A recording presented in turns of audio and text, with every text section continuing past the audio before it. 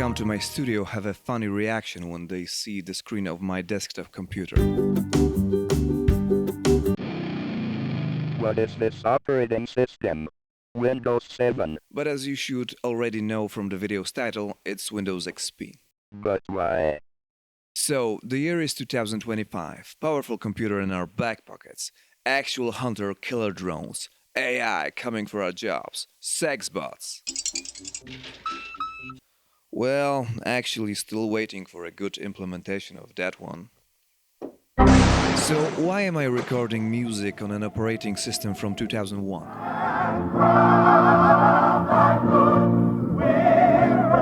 Let's look at the machine.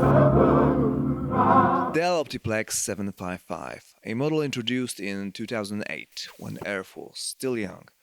I bought it 10 years ago in 2015 for the equivalent of less than $100. It was one of those post-lease machines, most likely previously used by some evil corporation to enslave poorly paid workers who were laundering money and destroying the climate. Or they were counting sheep, I don't know. It came with an option of upgrading to Windows Vista. I don't think it even warrants a joke, does it?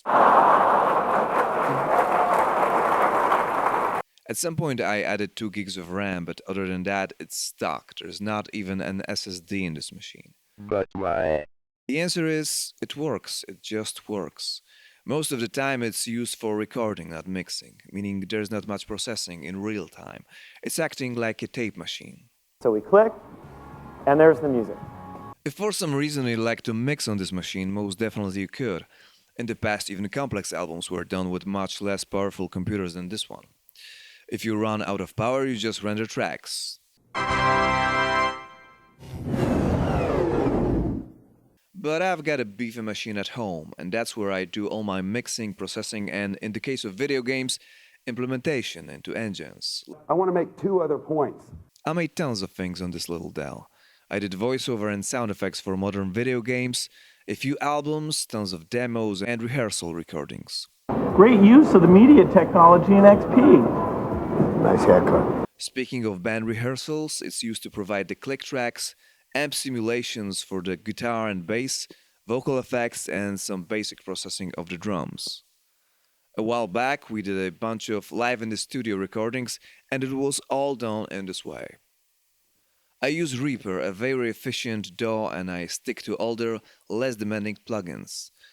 Still, not too shabby for a computer this old. At most, I recorded 14 channels of audio at once, because I never needed more.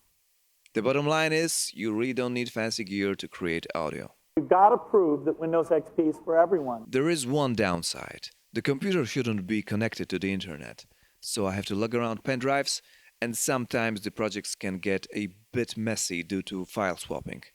Other than that, no serious complaints really.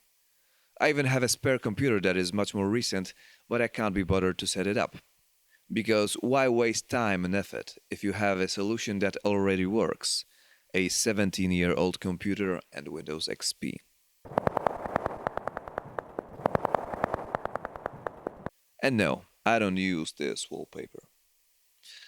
And now, since I've done this true YouTuber style video, why don't we go all the way and check out the sponsor, Mudmine Knives.